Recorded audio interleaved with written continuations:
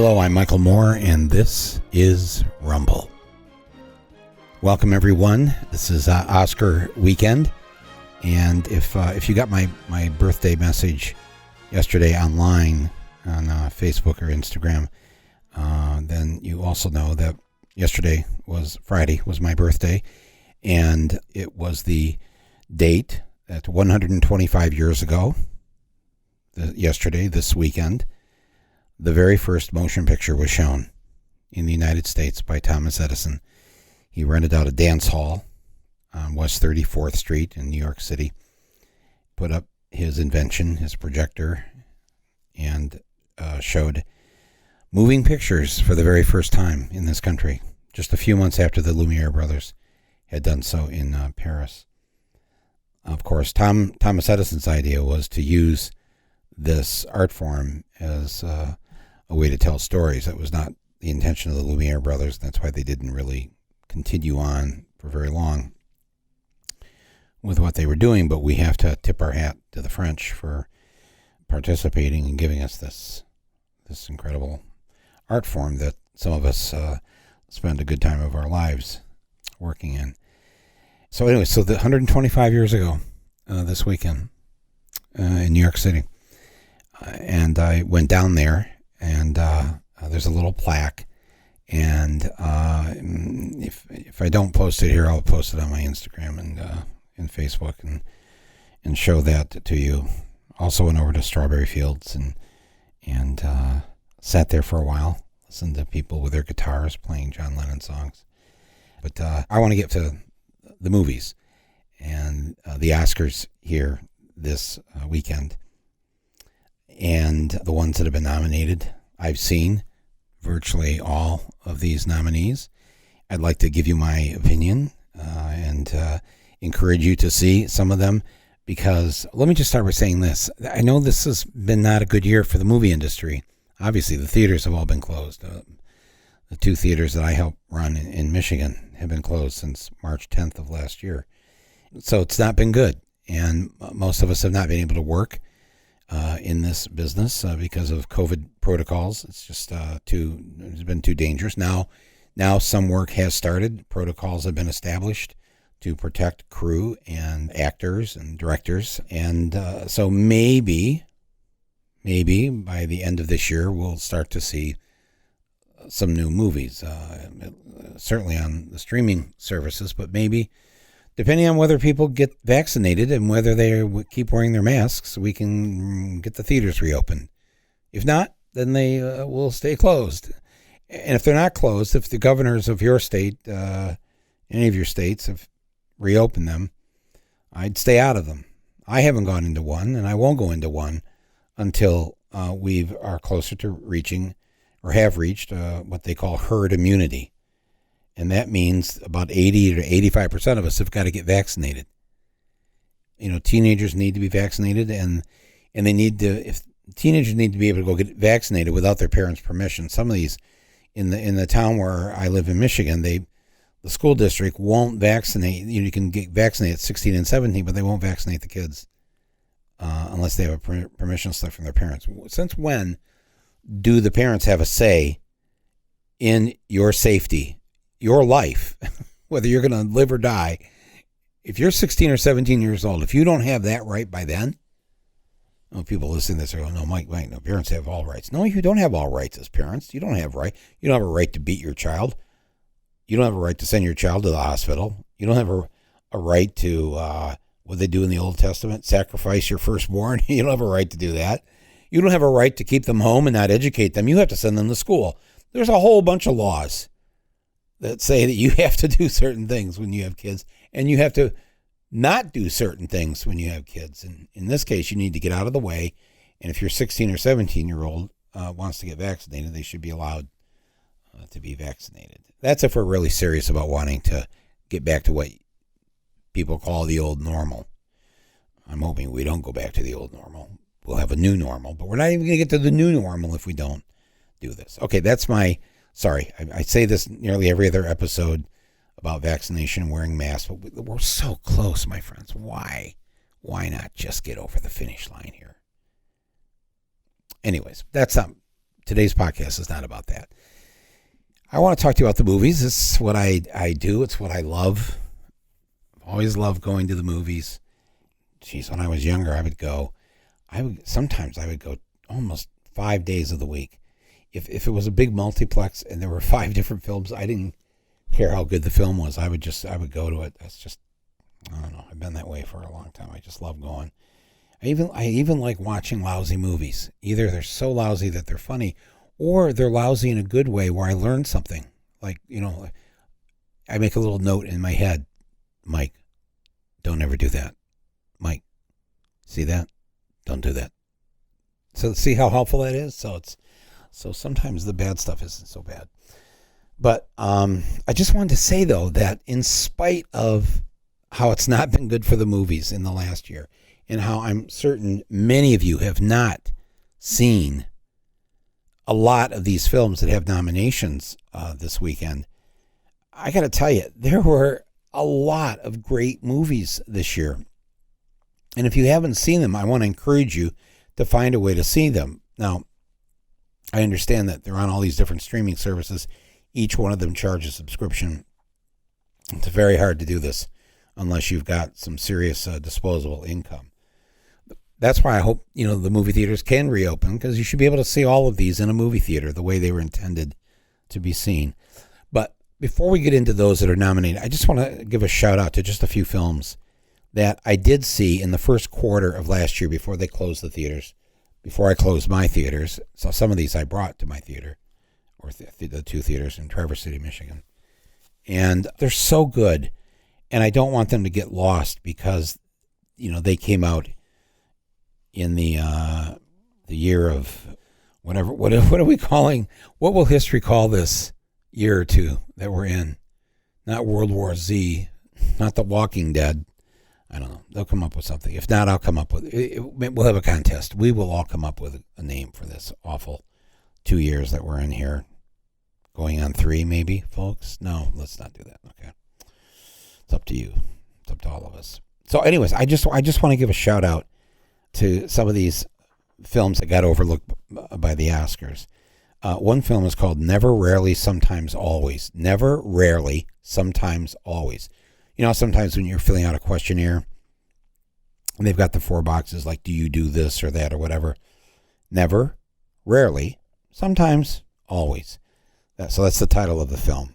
And it's a kind of film that people still are afraid to do stories about abortion. And this is about a teenage girl. I think she's 17 years old. Her and her cousin live in Pennsylvania, somewhere out in the middle of nowhere.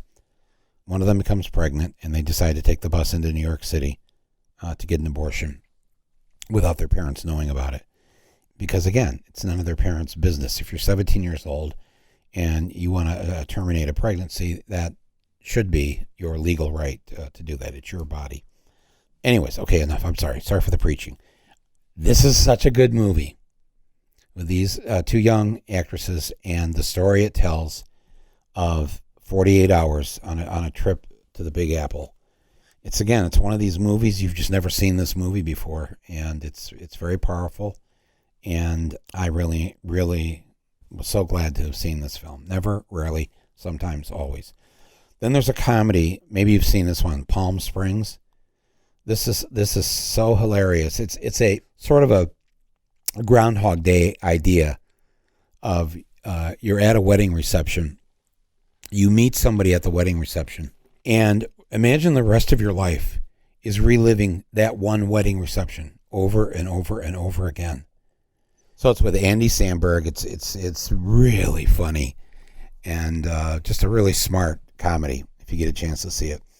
Another film is called First Cow, and by a director I really like, Kelly Reichardt. And she has, again, made another she makes these kind of quiet films, and it's set back, it looks like it's in maybe the early days of Northern California, and,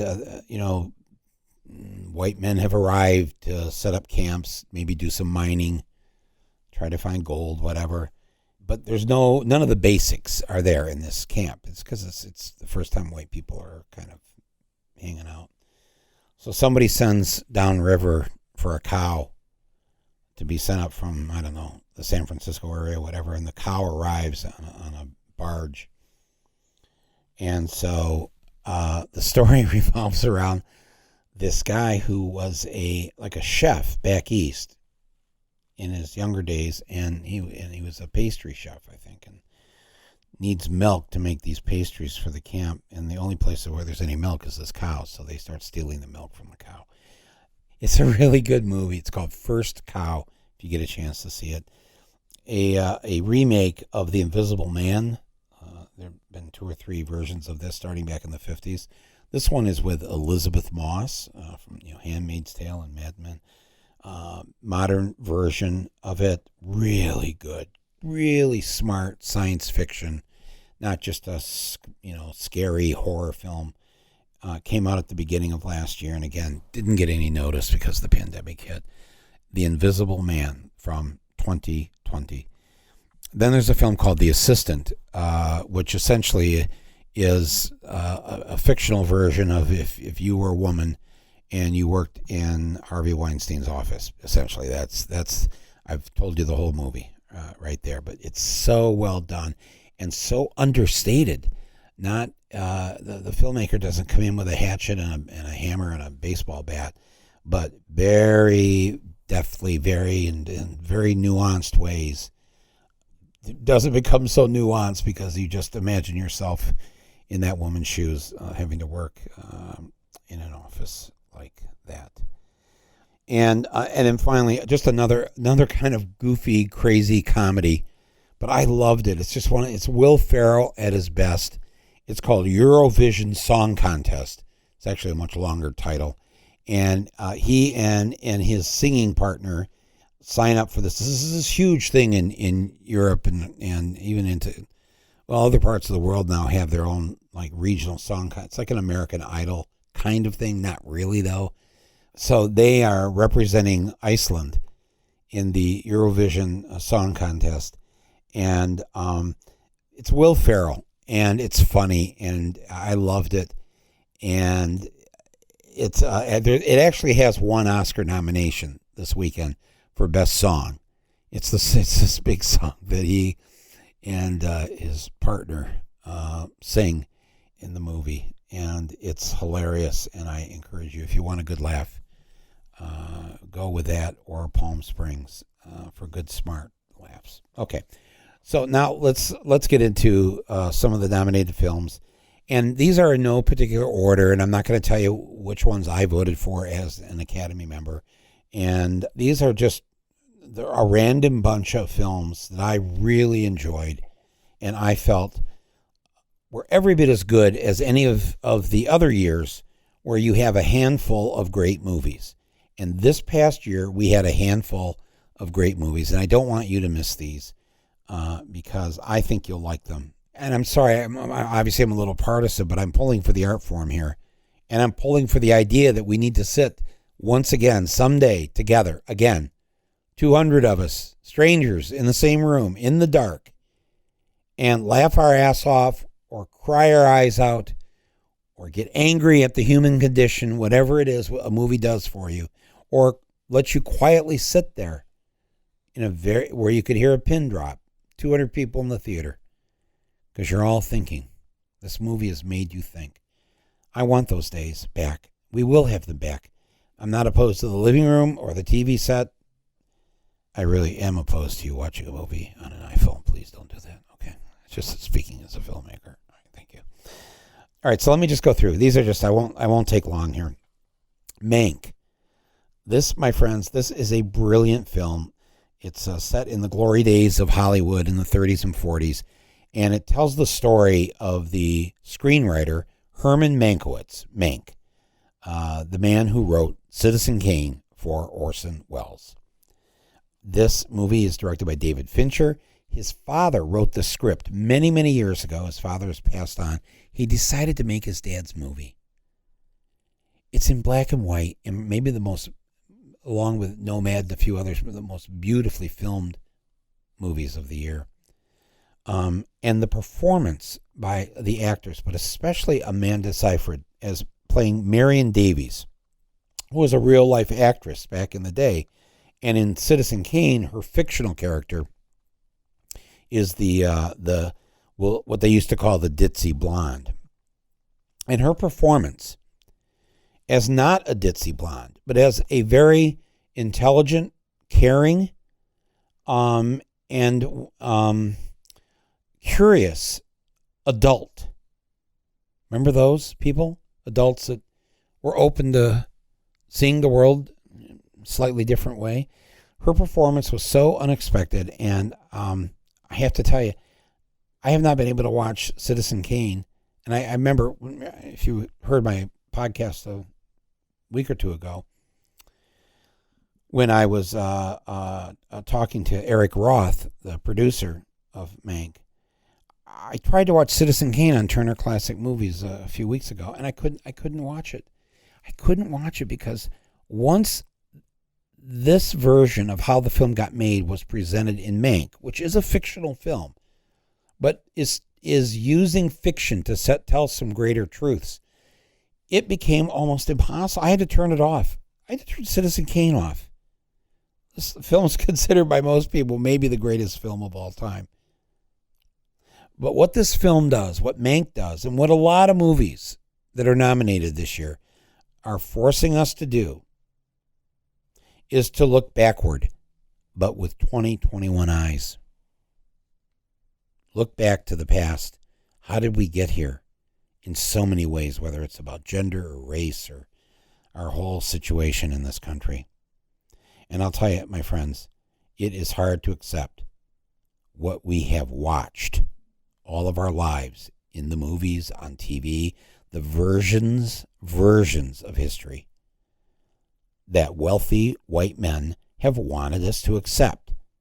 And in this case, in Mank, this movie is saying that maybe we've been told the wrong thing. Maybe the way women have been treated in films for 100 years has been the wrong thing. And what Mank is asking us and is challenging us to do is to say, in the case of Citizen Kane, are you going to accept this any longer? That one of the great comedic actresses of the 30s and 40s, Marion Davies, was, in fact, just a stupid, no-talent blonde, as she's portrayed, her fictional character is portrayed in the Orson Welles film. And my friends, when you stop and think about that, then you have to think about how Native Americans have been treated in the films, and of course, African Americans, and oh man, just go down the list. So many revolting stereotypes shoved down our throats since forever.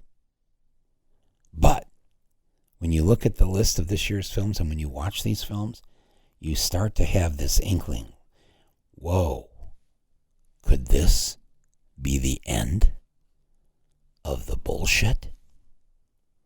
Are we in a transformational moment, artistically, in this case, with the movies, where we are going to tell the greater truths with truth?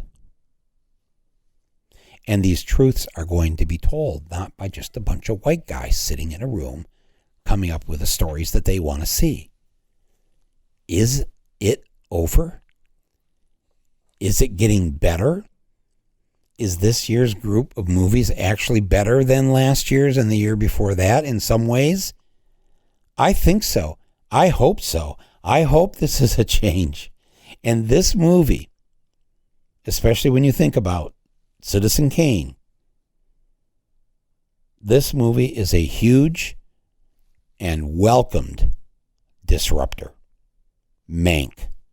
See this movie. Next up on my list here is Promising Young Woman. All right. So I guess now we're going to just continue this theme I've started on here of looking at a certain gender or a certain gender or two. This movie, Promising Young Woman, is a wrenching and brutally honest, dark satire of how men, good guys, men of culture, men with good manners, men with education, and how they still get to assault women at random and get away with it. This film, set in the present, is asking us, what is your culpability in this, that men are still allowed to get away with this behavior? I have to tell you, I was floored by this movie, and I put off seeing it because, I don't know, somebody just said, oh, it's a movie about rape, and it's like, oh, and you hear that, and you just, each of us have, some people cannot watch movies that have that show child endangerment, even though we know it's a movie and they're actors and all that. Yeah, I just don't want to see that. Other people don't want to see animals being hurt, even though you're told at the end of the movie the Humane Society was on the set, no animals were harmed. It's still, right? You know who you are. And we all have these lines where it's just like, I don't want to see this, and I don't want to see it during this pandemic. I'm sad enough already. I don't need this. So I stayed away from this movie for a little while. And then one night I watched it and I thought, wow, this is I did this. I've done this so many times before with previous films where I saw the trailer, I thought, no, I can't take this. I can't take the world is such a cruel place. I already know this is the cruelty of this and how much I hate it. And yet I turned it on, and there it was. A work of art, brilliantly written. Carey Mulligan playing the lead character. It's I'm telling you, everybody listen to this, please watch this movie. I mean, it had me on edge for 2 hours, but on edge in a good way. Not knowing what would happen next. It's like Carey Mulligan plays this one-woman Justice League. And she's incredible. And she isn't always doing or going to do what you think she's going to do. And her actions are actually filled with heart and substance and brains and sort of, wow, this movie is so well thought out. This is really something. You don't want to miss this movie. And what's so wonderful about this character is that as much as she is seeking justice and revenge to men who have hurt women, she gives them more of a chance to be a human being than they would ever think to give those to whom they victimized. So, again, whatever you've heard about the subject matter of the film, just erase all that and move this movie to the top of your list. Promising Young Woman. Next up, the trial of the Chicago 7. Okay, you probably already know how I feel about this movie. I had Aaron Sorkin on the podcast here a few weeks ago. I'm a huge fan of Aaron Sorkin's. If they do bring back his version of To Kill a Mockingbird to Broadway, or if it ever comes to your town, please go see it. Brilliant. He is brilliant. And of course, Trial of the Chicago 7, set during the Vietnam War era, Chicago Democratic Convention, 1968. The police decide to have a riot and just start injuring citizens who are just peacefully protesting. It is rare that the history of the 60s is told in a movie with such honesty and pain and humor. No cardboard cutout characters here. Of course not. It's Aaron Sorkin. These are going to be complicated, complex characters. There's a diversity of beliefs. They are all men, but the one black man, the character of a real live person called Bobby Seale, so brilliant to see this. And this is what all of a sudden at some point very early on in the film, you're not thinking this is the 60s. It's like you're watching something that is really urgent and now, relevant now. Don't miss this film. The road that we are all on right now in 2021 has not met its destination. But what the hope that this film holds out for what happens if you do get involved and you do make your voice heard, it's very powerful. Sacha Baron Cohen, who of course is Borat, plays a very comic, serious role in this film. He plays Abby Hoffman. He's nominated for the Oscars this weekend for Best Supporting Actor. And of course, Aaron Sorkin is nominated for his writing the film. This is one of these rare films that gets politics right. So please see this film. You won't be disappointed. And sticking with the theme of political films set in Chicago in the 60s, another film that's up for Best Picture is Judas and the Black Messiah. And again, you have another intense, searing political film. This time it's about Fred Hampton, who was the head of the Black Panthers in Chicago, the chair of the Black Panthers.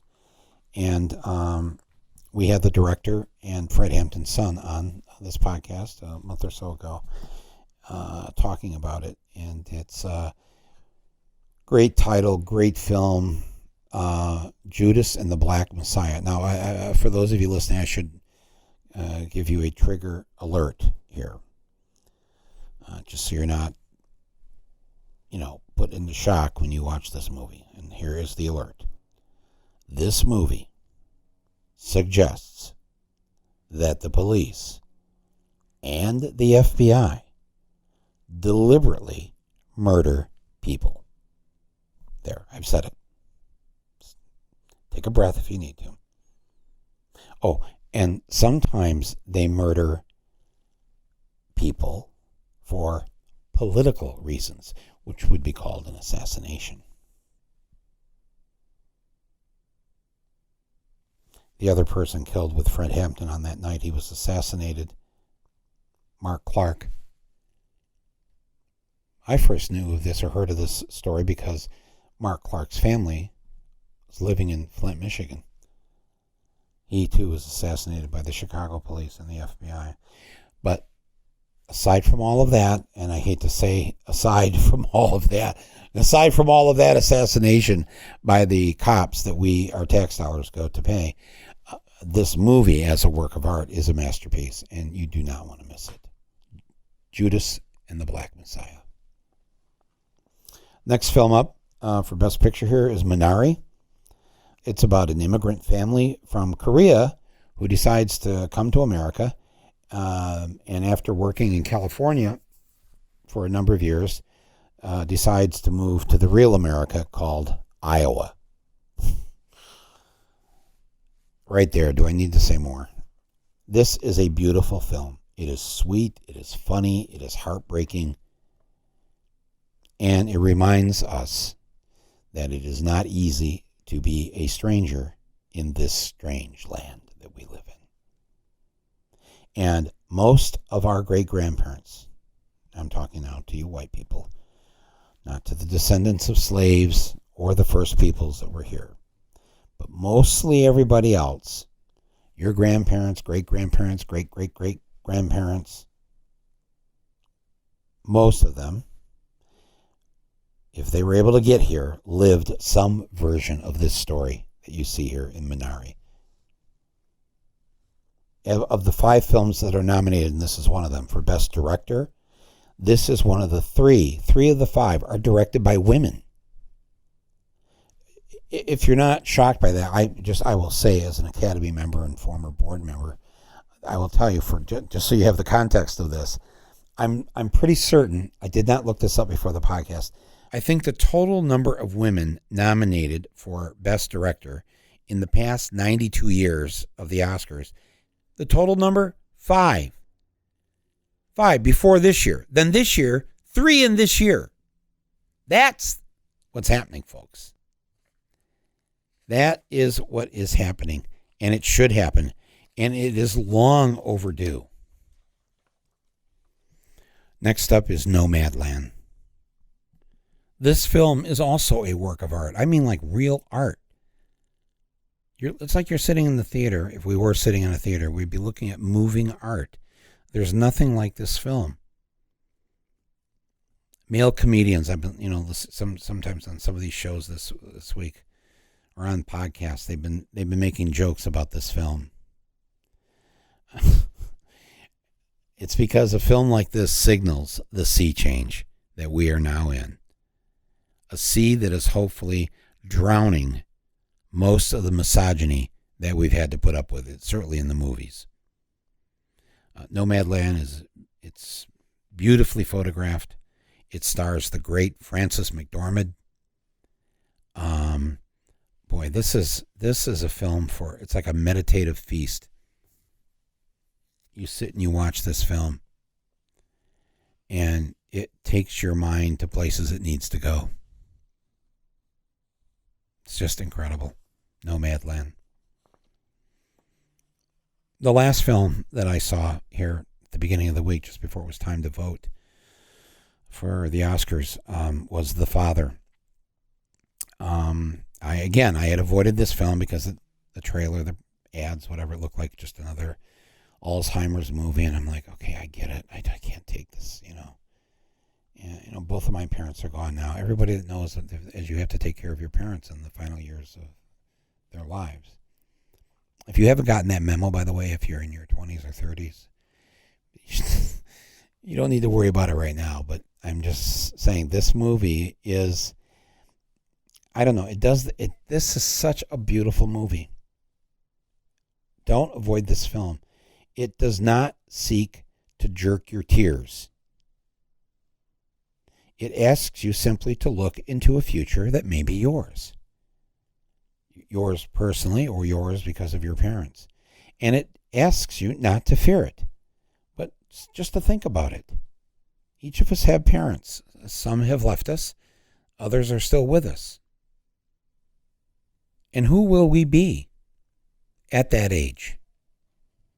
Anthony Hopkins plays the father. Olivia Colman plays his daughter.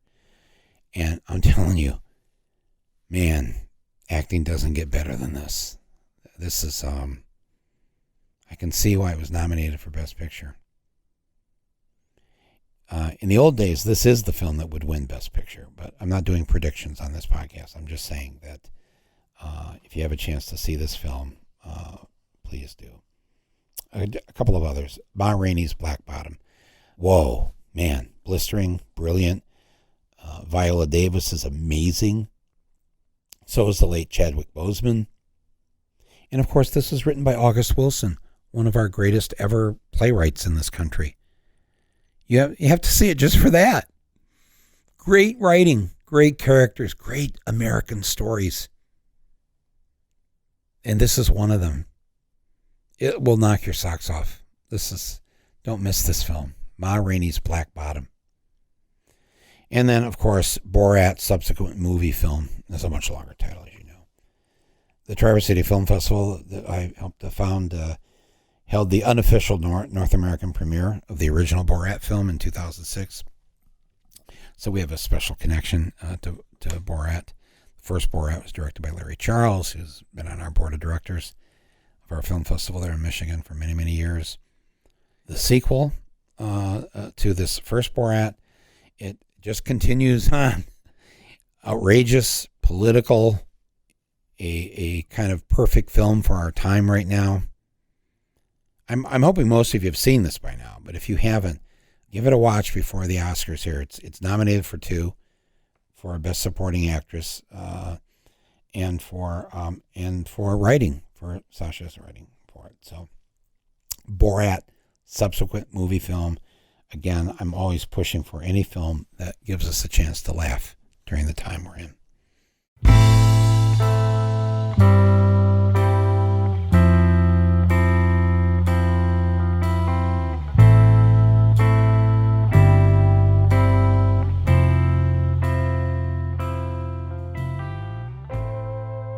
I want to thank our underwriters for today's episode. And the first one I want to thank today is Audible. Audible is the leading provider of spoken word entertainment. They have a huge selection of audiobooks, original entertainment, and thousands of binge-worthy broadcasts, including Rumble with yours truly. I love audiobooks. I'm looking forward to getting back into the car so I can listen to them. But I have found that just putting them on my speakers here in the living room, in the kitchen, whatever, and cranking it up, clearly I live alone, I can listen to the book in the house as I'm doing work, it's great. If you want to listen to my book, I do my own voice in it. It's called Here Comes Trouble. It's 24 short stories from my life. It's all nonfiction, things that happened to me from age 0 to 35, to the night the curtain went up on my first film. So you can get that through Audible. My buddy Tom Morello from Rage Against the Machine, I was there the night he recorded his audiobook at the Audible Theater. They actually have a theater in Manhattan where an audience can come and listen to the recording of an audiobook. And that's what I did there at the Minetta Lane Theater. Tom Morello speaking truth to power through stories and song. Also, one of my great writers from my TV series, TV Nation and The Awful Truth, my good friend Jay Martell, has got an audiobook out right now called The Present. Very funny guy. So for listeners of this podcast, you can try Audible for free for 30 days. You go to audible.com/rumble or text Rumble to 500-500. That's audible.com/rumble or text Rumble to the number 500-500. And you'll get a free 30-day trial of Audible. Also, another underwriter we have here today and who's been with us now for some time, a huge shout out to our underwriter, Raycon. When I'm listening to like the audiobooks or podcasts or music or whatever, I love using these comfortable earbuds that Raycon produces. Incredible audio quality, which I'm kind of a nut about audio. Sometimes I'll spend more money and time on the audio of my movies than I will the picture. I know you're saying, yes, Mike, we noticed. No, but seriously, it's the audio that carries the story. What I really love about my Raycons is that they help me unplug. We've all been spending way too much time glued to our screens.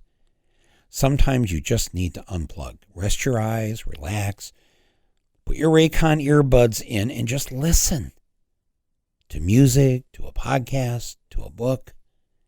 And the best part of Raycon is that they make this great sound accessible to everyone with these wireless earbuds because they start at half the price of those other premium, expensive audio brands.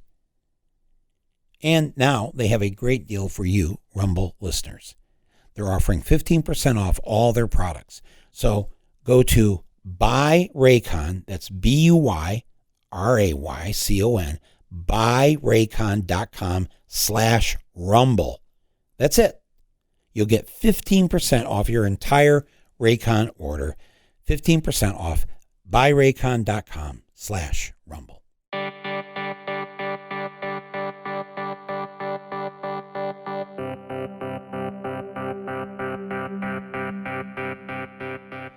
Just a few final thoughts about the Oscars and about the movies this year.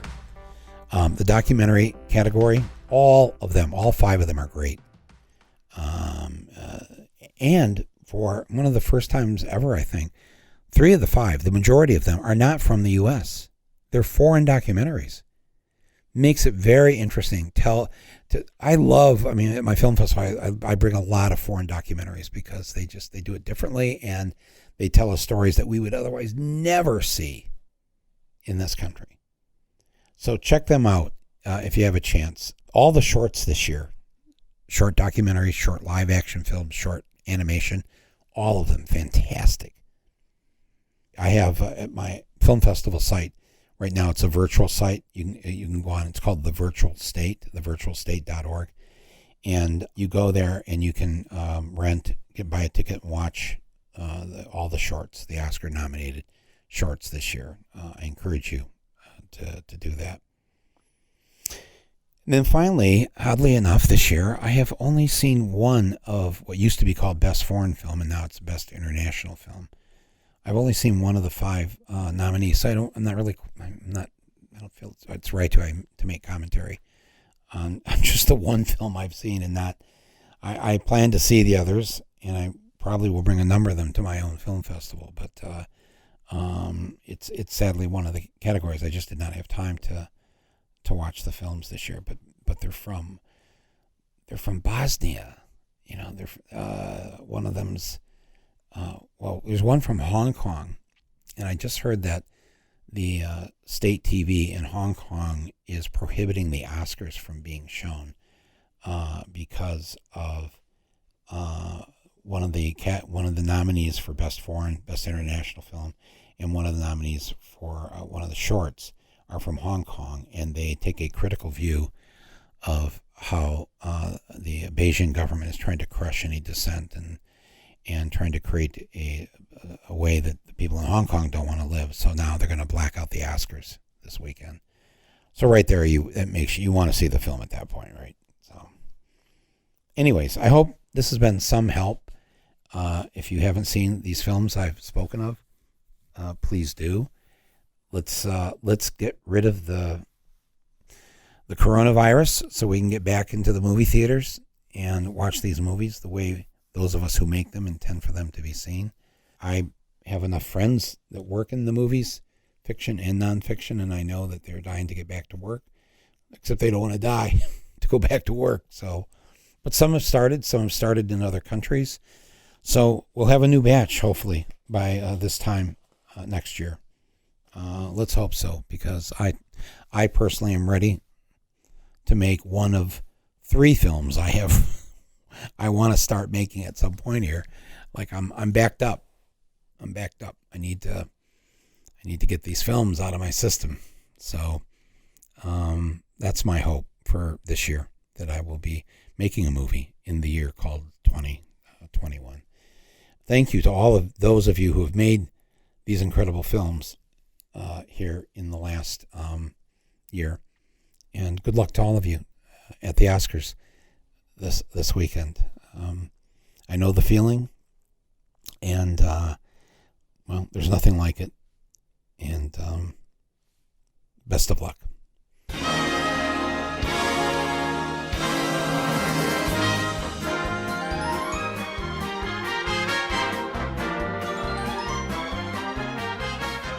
So everybody, thanks for listening to this episode of Rumble. Keep watching movies. Let's all go back to the movies when they're in the theaters as soon as it's safe to do so. And I'll be watching the Oscars with you on Sunday night. They begin at 8:00 Eastern Time. I'm looking forward to it. And plus, it's being conceived by the great Steven Soderbergh. So right there, something good's going to happen. All right, everybody. Thanks so much for listening to Rumble. Thank you to our executive producer, Basil Hamden, our editor, Nick Quaz, and to all of you for being listeners of this podcast. I'll talk to you real soon. Have a good rest of the weekend and week. And I'm Michael Moore. And this is Rumble.